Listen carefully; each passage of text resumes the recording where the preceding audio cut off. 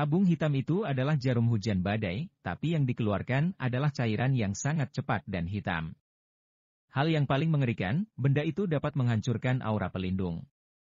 Berarti, ilmu seni bela diri setinggi apapun tidak ada gunanya. Patricia dan yang lainnya berdiri di belakang Jensen. Jensen sendiri jelas tidak bisa menghindarinya. Dia tidak bisa peduli begitu banyak, lalu melepaskan api yang boom. Kobaran api di sekujur tubuhnya menghalangi cairan yang masuk. Wus! Air mata Guanyin, yang secara khusus digunakan untuk menghancurkan aura pelindung, meledak menjadi asap dan terbakar habis. Bagaimana mungkin? Pria parubaya berjubah hitam itu terkejut. Air mata Guanyin terbuat dari 7 jenis racun aneh di dunia. Racun ini bisa mengalir mengikuti energi Qi dan membuat korban keracunan, bahkan tidak ada penawarnya. Saat membicarakan air mata Guanyin, semua para ahli di dunia Jianghu memucat. Namun, hari ini air mata Guanyin hancur terbakar oleh api. Dia menatap ke arah Jensen. Bagaimana bisa tubuh seseorang mengeluarkan api? Aku lihat, sekte katak hitam hanyalah sekte gelap yang tak tahu diuntung. Jensen meredakan api yang dikeluarkan, lalu berjalan ke depan pria parubaya berjubah hitam. Kemudian, Jensen melayangkan pukulan amarah naga. Pria parubaya berjubah hitam itu mengenakan kostum besi di tubuh, sehingga dia tidak takut dengan pukulan. Namun, setelah merasakan sebuah jurus Jensen, dia menemukan bahwa kostum besi itu tidak berguna. Sebuah kekuatan misterius menghantam tubuhnya. Meridian, tulang, darah, semuanya terguncang. Perang! Pria parubaya berjubah hitam itu terhempas, sedangkan Jensen menginjak dan meraba-raba tubuhnya. Jensen menemukan racun dalam jumlah yang banyak, lalu menuangkan semuanya ke dalam mulut pria ini. Mencelakai orang dengan racun. Hari ini, aku akan membiarkanmu mencicipi racun yang kamu ciptakan. Sejumlah racun hitam, putih, dan merah dituangkan ke dalam mulut pria parubaya berjubah hitam. Seluruh tubuhnya terangsang dan berguncang, tapi dia tidak bisa menahannya. Tidak sampai 10 detik, dia mati terkena racunnya sendiri dan berubah menjadi genangan darah. Justru ini yang menyedihkan, sebagai anggota keluarga Vindes, dia telah bermain dengan racun seumur hidup. Pada akhirnya, dia juga mati karena racunnya sendiri. Heli dan yang lainnya tidak pernah melihat pemandangan seperti itu sebelumnya. Wajah mereka menjadi pucat karena ketakutan. Tentu saja, dibandingkan dengan keluarga Vindes yang telah diracuni, mereka lebih takut pada Jensen. Orang ini seperti dewa pembunuh. Dia membunuh setiap orang yang ditemuinya. Pada saat ini, tiba-tiba Jensen menghampiri Heli dan menatapnya dingin. Kepala Heli terasa meledak, seolah sejumlah besar data berlarian di benaknya, inilah yang dinamakan analisis. Namun, pada akhirnya tidak ada yang bisa dianalisis. Dia memiliki kecerdasan yang sangat tinggi dan dapat menganalisis situasi. Namun, apa yang dilakukan oleh si idiot ini berada di luar dugaannya. Kamu menyebutku idiot dan mengatakan bahwa aku menyesal? Aku lihat, sepertinya kamu yang menyesal. Jensen menamparnya, dia tidak terlalu menyukai wanita asing ini. Wanita ini bersikap angkuh, seolah-olah telah mengetahui semuanya. Berhenti! Tiba-tiba, suara teriakan dingin terdengar dari luar dan kemudian disusul oleh sejumlah besar master yang bergegas masuk. Mereka mengelilingi seorang pria parubaya yang mengenakan baju tradisional. Pria parubaya itu terlihat muram, dia memiliki aura yang berwibawa. Kamu telah membunuh Jennifer, cucu perempuanku, dan menghancurkan keluarga Vindes. Beraninya kamu bertindak kurang ajar. Setelah melihat Jensen, niat membunuh terlintas di mata pria parubaya. Tanpa berusaha menutupinya, pria parubaya itu berkata, masih tidak mau lepaskan. Plak! Jensen mengangkat tangannya, dia menampar Heli hingga berputar-putar, lalu terhempas sejauh lebih dari 10 meter jauhnya dan menabrak danau kecil. Lancang! Semua master keluarga Vindes berteriak dengan marah.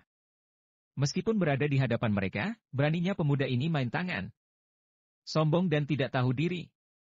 Tubuh pria parubaya bergetar, dia menatap Jensen dan berkata, kamu bernyali besar. Aku adalah kepala keluarga Vindes, Roman Vindes. Siapa dirimu? Ingin menjalin pertemanan? Jensen berkata dengan datar, lebih baik kita membicarakan siapa yang salah. Tidak tertarik. Aku hanya tahu, tidak peduli siapapun kamu, hari ini kamu tidak akan bisa keluar dari tempat ini. Seseorang dari pihak keluarga Vindes meraung marah. Sebaliknya, Tuan Roman lebih tenang. Dia melambaikan tangan untuk menghentikannya dan berkata dengan dingin, "Kamu berani berbuat, tapi tidak berani bertanggung jawab? Kamu bahkan tidak berani memberitahu namamu?" Tuan Roman bisa melihat seni bela diri Jensen sangat tinggi. Kalau ilmu seni bela diri Jensen tidak tinggi, Tuan Roman pasti sudah bergerak sejak awal. "Tuan Roman, kamu harus membela kami." Saat ini, dengan bantuan beberapa orang, Heli bersusah payah berjalan kembali. Riasan wajahnya sudah luntur, dia terlihat sangat menyedihkan. Tenang saja, penindasan yang dilakukan oleh mereka terlalu kejam. "Hari ini, keadilan harus ditegakkan." Tuan Roman menghibur Heli, lalu kembali menatap Jensen dengan dingin. "Kami juga tidak suka menindas orang. Karena kalian bertanya, maka kami akan menjawabnya." Pada saat ini, Patricia menyela, anggota keluarga Vindes berkomplot dengannya untuk menindas temanku. "Bagaimana masalah ini ingin diselesaikan?" "Oh iya, setelah kami melawan, orang-orang dari keluarga Vindes ingin membunuh kami." "Bagaimana juga dengan masalah ini?" "Yang terakhir, ini adalah rumah kami. Kalian masih ke rumah kami tanpa izin, bagaimana penyelesaiannya?" Setelah mendengarnya, pria parubaya mendengus dingin dan berkata, "Temanmu bukanlah terlahir dari keluarga yang terpandang. Tidak perlu membesar-besarkan masalah ini. Meskipun salah, kami hanya bisa mengkompensasi dengan uang. Kenapa malah membunuh orang? Maaf, dia memang bukan terlahir dari keluarga kaya raya, tapi dia bermarga Yuan." Patricia mencibir. "Bermarga Yuan?" Tuan Roman mengerutkan kening, dia tidak mengerti maksudnya. Dia mulai mengingat-ingat nama para master yang bermarga Yuan. Tiba-tiba, hatinya tersentak, akhirnya dia mengingat apa arti dari marga Yuan. 4 keluarga elit? Keluarga Yuan. Orang-orang yang ada di samping juga bereaksi. Namun, Heli merasa sangat aneh. Kenapa keluarga Vindes begitu takut dengan keluarga Yuan? Demi keluarga Yuan, keluarga Vindes akan menjaga reputasinya. Tuan Roman menarik napas dalam-dalam dan berkata dengan datar, "Tapi, kalian berdua." Tanpa menunggu Tuan Roman selesai bicara, Patricia berbicara dengan dingin, "Maaf, aku adalah Patricia Fang." "Patricia Fang?" Pupil Tuan Roman melebar, wajahnya dipenuhi dengan kebingungan, keheranan dan ketidakpercayaan. "Ada apa lagi dengan keluarga Fang?" Heli makin kesal. Kenapa keluarga Vindes tidak bergerak? Apa yang mereka ragukan? Keluarga Fang merupakan salah satu dari 4 keluarga elit Huaxia. Patricia sangat terkenal di dunia Jianghu. Dia adalah 4 bintang baru di dunia Jianghu. Salah seorang keluarga Vindes menjelaskan di samping. Memangnya sangat hebat. Heli makin tidak senang. Dia berpikir bahwa pemuda itu adalah idiot. Namun, sekarang, tampaknya Heli yang idiot. Hal ini tidak bisa dimaafkan. Bagaimanapun, Heli memiliki kecerdasan yang tinggi. Sangat hebat. Di dunia Jianghu, keluarganya memiliki status yang lebih tinggi daripada keluarga Vindes. Begitupun dengan keluarga Yuan. Orang di samping kembali menjelaskan. Heli terdiam. Saat ini, Tuan Roman juga terdiam. Kenapa akhir-akhir ini keberuntungannya sangat buruk? Pertama, harga saham perusahaan keluarga yang anjlok, lalu cucunya meninggal dan sekarang malah mencari masalah dengan 2 keluarga besar. Tuan Roman, mereka berdua memiliki latar belakang keluarga yang hebat. Kita bisa menjaga reputasi mereka, lagi pula mereka tidak main tangan. Tapi, pemuda ini tidak boleh pergi. Heli berkata dengan dingin, "Jangan bilang kalau dia juga berasal dari keluarga elit." "Benar, pemuda ini tidak boleh pergi." Tiba-tiba, Tuan Roman menatap Jensen. Tuan Roman tidak berani memprovokasi keluarga Fang dan Yuan. Namun, apakah dia juga tidak sanggup memprovokasi pemuda ini? Tebakanmu benar.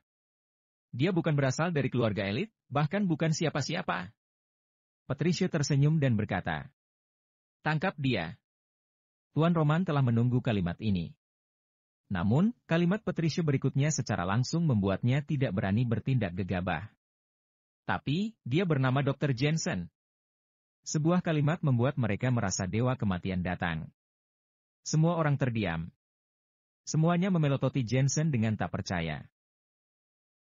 Keluarga Vindes adalah tuan tanah di selatan, jadi secara alami mereka tahu tentang situasi di dunia Jianghu.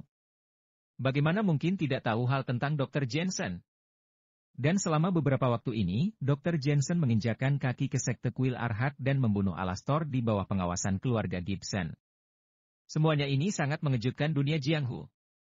Di dunia Jianghu, Jensen sudah menjadi pemimpin aliansi seni bela diri. Roman tersenyum pahit. Orang-orang dari keluarga Vindes juga tersenyum pahit. Awalnya mereka berpikir kalau putra dan putri keluarga besar adalah orang yang terkuat dan mengagumkan. Hasilnya bahkan ada orang yang lebih mengagumkan lagi. Seorang pemimpin aliansi seni bela diri ada di sini. Kekuatan orang ini sebanding dengan pemimpin keluarga besar. Kenapa mereka memprovokasi pemimpin aliansi seni bela diri?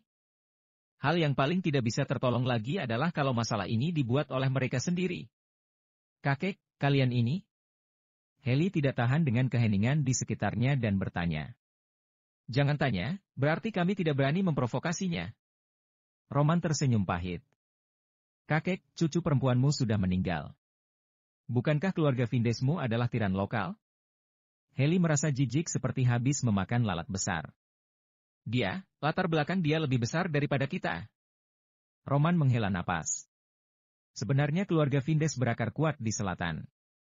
Bahkan keluarga Yuan tidak berani tidak menghormati mereka. Tapi Jensen berbeda. Dia adalah pemimpin aliansi seni bela diri yang sebenarnya. Yang disebut naga kuat tidak bisa melawan ular lokal. Jensen adalah naga sungguhan, bukan naga kuat. Heli kembali diam, dia merasa IQ-nya belum cukup tinggi untuk memahaminya. Belum lama ini, dia juga mengatakan kalau Jensen bertindak tanpa berpikir. Tidak peduli latar belakang apa yang dia miliki, tapi di depan keluarga Vindes di selatan Jensen hanyalah seorang pendatang baru. Tapi sekarang dia tahu kalau dia tidak bertindak tanpa berpikir, tapi dia benar-benar mengagumkan. Sebaliknya Heli lebih seperti orang yang bertindak tanpa berpikir. Hal yang paling memalukan adalah tak disangka mereka berbicara tidak masuk akal di depan orang ini. Bagaimana kamu menyelesaikan ini? Aku pribadi menyarankan, pertama, minta maaf dan berikan ganti rugi dan kedua, terus bertarung, ucap Jensen samar saat ini. Heli langsung merasa kalimat ini sepertinya sangat familiar. Benar, bukankah ini pilihan yang pada awalnya dia berikan pada Jensen? Dr. Jensen, ini adalah kesalahpahaman. Kamu bisa lihat kalau tidak ada seorang pun di pihakmu yang mati, tetapi banyak orang meninggal di pihak kami. Kenapa kamu memperhitungkannya seperti ini? Roman sangat sedih. Cucu kesayangannya meninggal. Pada akhirnya dia masih harus menanggung malu. Sebagai tiran lokal di selatan, dia tidak pernah menderita kerugian seperti ini untuk waktu yang lama. Tidak mungkin bisa diperhitungkan, tapi uang harus tetap diberikan. Jensen menggelengkan kepalanya, bayar kami 300 juta, lalu kita lupakan saja masalah ini. Bagaimanapun Cindy tidak menderita kerugian dan orang yang seharusnya dibunuh juga sudah dibunuh. Dia terlalu malas untuk memedulikannya. Tapi dengan cepat dia menatap James dan Eddie, tapi tinggalkan kedua orang ini. Kami tidak masalah dengan uang ganti rugi. Hanya saja keluarga Vindesku tidak bisa menentukannya, itu tergantung pada perkataan mereka berdua. Roman menggertakkan gigi dan berkata, mereka berasal dari keluarga Williams. Mereka adalah penguasa dari negara asing. Bagaimana aku bisa ikut campur? Benar, kami dari keluarga Williams. Kami ke sini untuk berinvestasi di Huasia atas nama keluarga kami. Saat ini Heli juga berteriak dan mengeluarkan ponselnya untuk menelepon, aku sedang menelepon kedutaan kami sekarang. Aku katakan kepadamu, aku akan membawa mereka pergi. Setelah selesai menelepon, dia tersenyum sinis dan berkata, kedutaan kami sudah setuju dan sudah memberitahu pihak berwenang di Huasia. Jensen mengerutkan keningnya. Saat itu juga penatua Jack meneleponnya. Jensen, mereka meminta kita untuk membebaskan James dan Eddie. Aku mengerti. Jensen menutup telepon dan tahu seberapa besar kekuatan keluarga Williams. Bagaimanapun kalau itu memang masalah sepele, penatua Jack tidak akan pernah meneleponnya. Apa kami boleh pergi sekarang? Melihat Jensen tidak berbicara, Heli kembali berkata dengan angkuh. Boleh, tapi kalau kamu melakukan banyak kejahatan, kamu akan mati. Hati-hati kamu akan gagal dengan sangat menyedihkan. Jensen juga tidak menghentikan mereka. Antarkan para tamu pergi. Roman dan yang lainnya pergi satu persatu.